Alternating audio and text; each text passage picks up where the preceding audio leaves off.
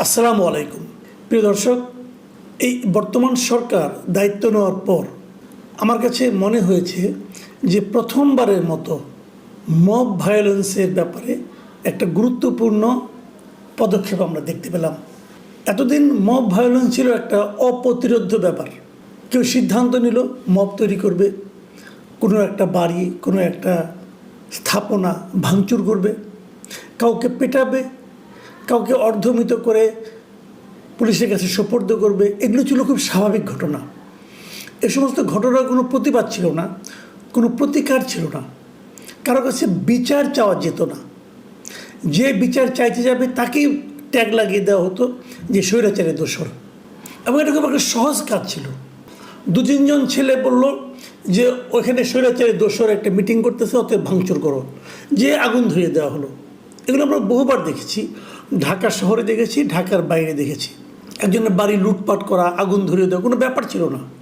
কেউ কোনো অ্যাকশন নিত না, বরঞ্চ কোনো প্রতিরোধ করতে এলে যারা প্রতিরোধ করতে এসেছে তাদের বিরুদ্ধে মামলা হতো। এক ভয়ঙ্কর অরাজকতা দেশ জুড়ে ছিল, চলছিল, চলতে দেওয়া হচ্ছিল। এবং সরকারের পক্ষ থেকেও এদের ধরার ব্যাপারে যে কোনো একটা তোড়জোড় তা লক্ষ্য করিনি, বরং উল্টো দেখা গেছে এক ধরনের অসহায়ত্ব। ধরা যাচ্ছে না, কিছু বলা যাচ্ছে না, এ ধরনের কথাবার্তা। কিন্তু এই প্রথমবার আমরা দেখলাম কোথায়, রংপুরে দেখলাম যে মবের ব্যাপারে সেনাবাহিনী একটা খুবই গুরুত্বপূর্ণ পদক্ষেপ এবং কার্যকর একটা পদক্ষেপ নিয়েছে। আপনারা জানেন ঘটনাটা কবে ঘটেছে। ঘটনাটা গত বৃহস্পতিবার রাতে রংপুরে জাতীয় পার্টির চেয়ারম্যান জিএম কাদেরের বাড়িতে হামলা করা হয়। তার বাড়ির নাম হলো দ্য স্কাই ভিউ। সেখানে আচমকা হামলা, দরজা জানলা ভাঙচুর করা হয়। ওখানে একটা মোটর সাইকেল ছিল, তাতে আগুন ধরিয়ে দেওয়া হয়। এবং এই ঘটনাটা ঘোষণা দিয়ে কিন্তু হয়েছে তারা সেটা করবে। কেন জিএম কাদের রংপুরে এলো এটা নিয়ে তাদেরকে আসতে দেওয়া হবে না, এটা কোন আইনে পরে কেউ জানে না, কেউ কিছু বলতে পারবে না। জিএম কাদেরকে স্বৈরাচারের দোসর হিসেবে আখ্যায়িত করে তার বাড়িতে হামলাটা চালানো হলো। এর সঙ্গে বিএনপিও জড়িত ছিল বলে কেউ বলছে। বৈষম্য বিরোধী ছাত্র আন্দোলনের কিছু নেতা ছিল বলে বলা হচ্ছে। এখানে এটার একটা ভিডিও ফুটেজ পাওয়া গেছে। তো এই ভিডিও ফুটেজগুলো দেখে টেখে শনিবার দিন ওখানকার যে সেনাবাহিনী আছে, সেই সেনাবাহিনী বৈষম্য বিরোধী ছাত্র আন্দোলনের 2 নেতাকে, মহানগরের আহ্বায়ক ইমতিয়াজ আহমেদ ইমতি এবং জেলা আহ্বায়ক ইমরান আহমেদকে পায়রা চত্বরে ডেকে নিয়ে তাকে জিজ্ঞাসাবাদ করে যে কেন এই ঘটনাটা ঘটলো, কে ঘটিয়েছে, এগুলো জিজ্ঞাসাবাদ করে। এই কথা শুনে আবার রাত 1:30টার দিকে নাগরিক পার্টি এনসিপির উত্তরাঞ্চলের যে মুখ্য সংগঠক সার্জিস আলম, উনি নিজেই ঘটনাস্থলে হাজির হন। এবং তখন হাজির হলে তাদেরকে ওই ভিডিওর ছবিগুলি দেখিয়ে সেনাবাহিনী বলে যারা এই কাজগুলি করেছে তাদের ধরিয়ে দেওয়ার ক্ষেত্রে আপনারা সহযোগিতা করেন। এরপর শুক্র এবং শনিবার 2 দিনই থানায় কোনো মামলা হয়নি। মামলা করতে 2 পক্ষই গিয়েছিল। জাতীয় পার্টি গিয়েছিল, তারা ওই ছাত্রদের কয়েকজনকে আসামি করে মামলা করতে চেয়েছিল, থানা মামলা নেয়নি। উল্টো আবার ছাত্রদের বৈষম্যবিরোধী আন্দোলন যারা আছে তারাও আবার জাতীয় পার্টির মূল নেতা জিএম কাদের, ওখানকার মেয়র যে সাবেক মেয়র, এদের সবাইকে আসামি করে তারাও একটা মামলা করতে গিয়েছিল, সেই মামলাও নেওয়া হয়নি। রবিবার দিন অবশ্য 2 দিন পর, ঘটনা 2 দিন পর 2 পক্ষের মামলায় পুলিশ নিয়েছে। আচ্ছা, এই যে নিল, তারপর কি দেখলাম আমরা? রবিবার দিন সন্ধ্যায় একটা জিনিস আমরা লক্ষ্য করলাম, সেটা হলো সার্জিস আলম একটা ফেসবুকে স্ট্যাটাস দিল, বিশাল একটা স্ট্যাটাস। সেই স্ট্যাটাসের শিরোনাম কি? রংপুর ও আওয়ামী লীগের বি টিম জাতীয় পার্টি ইস্যু। মানে পুরো ঘটনাটাকে সে তার মতো করে বর্ণনা করে সে ফেসবুকে একটা স্ট্যাটাস দিল। এবং সেই স্ট্যাটাসে কিন্তু উনি উনাদের কর্মকাণ্ডের এক ধরনের সাফাই গাওয়া শুরু করলেন। এবং এক পর্যায়ে তিনি বললেন, যিনি যা লিখেছেন, লেখাটা আপনারা শুনুন উনি কী বললেন। উনি বললেন, জিএম কাদেরের বাড়ির পুরনো বাইক আর সামান্য আগুন নিয়ে যাদের এত চিন্তা, তারা বিগত 9 মাসে আওয়ামী সন্ত্রাসী খুনিদের ধরতে কয়েকটা অভিযান চালিয়েছে, কতজনকে গ্রেপ্তার করেছে। এই যে কথাটা উনি লিখলেন, এই লেখাটার মূল লক্ষ্যটাকে সেনাবাহিনী, মানে যে সেনাবাহিনী ওই ঘটনার দায়ী ব্যক্তিদের ধরার জন্য ভিডিও ছবি দেখিয়ে তাদের কাছে সাহায্য চেয়েছেন এবং আগের রাতে যাদের সঙ্গে সাজিদ আলম দেখা করেছেন, কথা বলেছেন, তাদেরকে উদ্দেশ্য করে কিন্তু সাজিদ আলমের এই লেখা। তার মানে সেনাবাহিনী যে ওই লোকজনকে ধরতে চেয়েছেন, এটা সাজিদ আলমের পছন্দ হয়নি। উল্টো উনি বলছেন যে জিএম কাদেরের বাড়িতে এই সামান্য আগুন, মানে একটা বাইক কিন্তু পড়ে গেছে, কিন্তু সামান্য আগুন তার কাছে মনে হয়েছে। এই সামান্য আগুনের জন্য ওনারা আসামি ধরতে চাচ্ছেন। এরা এতদিন কিছু করেন নাই কেন?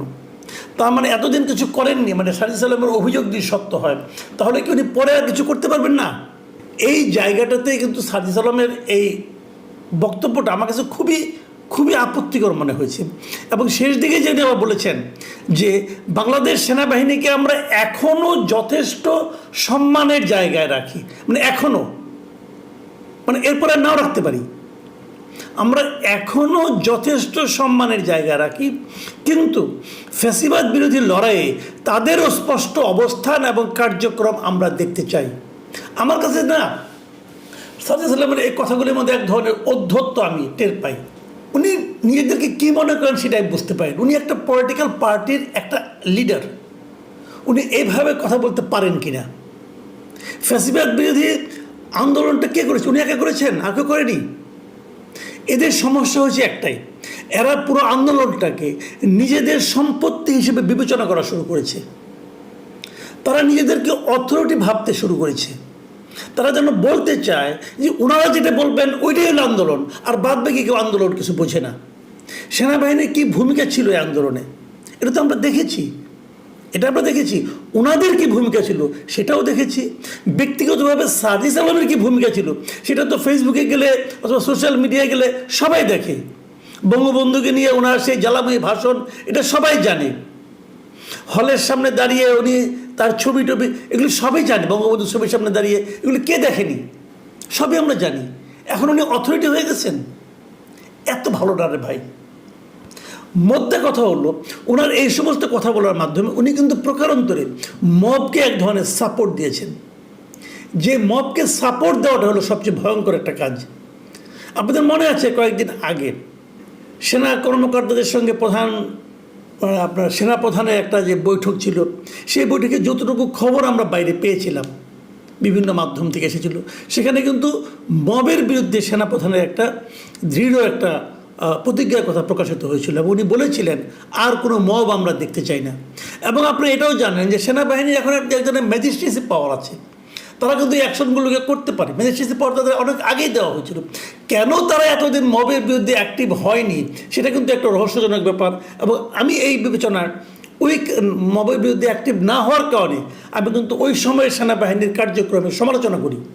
তাদের উচিত ছিল, তাদের ম্যাজিস্ট্রেসি পাওয়ার দেওয়া হয়েছিল কেন? ব্যবহার করার জন্য নাকি নিয়ে ওই চুপচাপ বসে থাকার জন্য?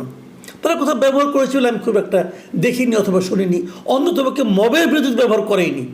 এই প্রথম আমি দেখলাম যে তারা মবের বিরুদ্ধে সোচ্চার হলেন এবং অ্যাক্টিভ হলেন।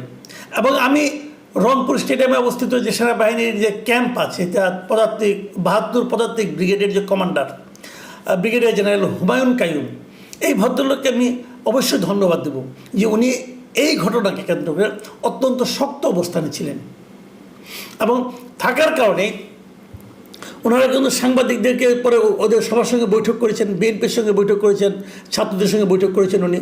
এবং বৈঠক করার পর উনি পরে সাংবাদিকদেরকে রাতেরবেলা, রোববার রাতেরবেলা ব্রিফ করেছেন। এবং ব্রিফ করে উনি যে কথাগুলি বলেছেন সেই জিনিসটা আমার কাছে খুবই গঠনমূলক কিন্তু কঠোর অবস্থান বলে মনে হয়েছে।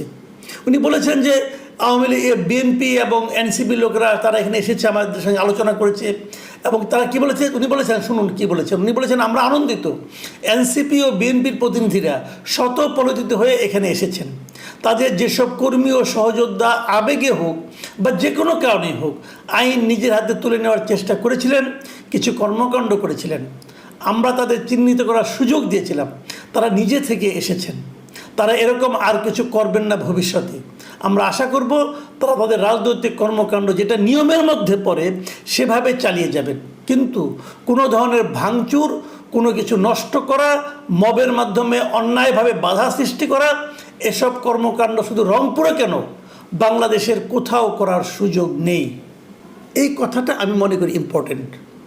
মব করা যাবে না। আপনি ইচ্ছা হলো একজনকে ট্যাগ দিয়ে তাকে আপনি ভাঙচুর করবেন, এটা পারবেন না ভাই। আপনি এনসিপি হন, বৈষম্যবিরোধী ছাত্র আন্দোলনী হন, আর বিএনপি হন, আর ছাত্র দলই হন, পারবেন না। আপনাকে আইন এই এখতিয়ার দেয়নি। কাজেই আমি মনে করি আগামীতে তারা মব করার চেষ্টা করবে, জনগণের উচিত হবে সেটাকে প্রতিরোধ করে তাদেরকে নিয়ে সেনাবাহিনী হাতে তুলে দেওয়া। এবং সেনাবাহিনী এই ভূমিকা কেবল রংপুরে নয়, কেবল ৭২ পদাতিক ব্রিগেডেই নয়, আমি অন্য অন্য সকল জায়গায় যেখানে যেখানে সেনাবাহিনী আছে তাদের কাছ থেকে আমরা এ ধরনের কঠোর অবস্থান দেখতে চাই। আমি মনে করি ভাই আগামীতে একটা নির্বাচন হতে পারে, নির্বাচনে যে ইলেকশনে জিতবে সে জিতবে, কোনো সমস্যা নেই, জনগণ যাকে ভোট দেবে তারা ক্ষমতায় আসবে, এটা নিয়ে আমার কোনো আপত্তি নেই। কিন্তু তার আগে আপনি গায়ের জোরে আপনি যা ইচ্ছা তাই করবেন, এটা হবে না ভাই।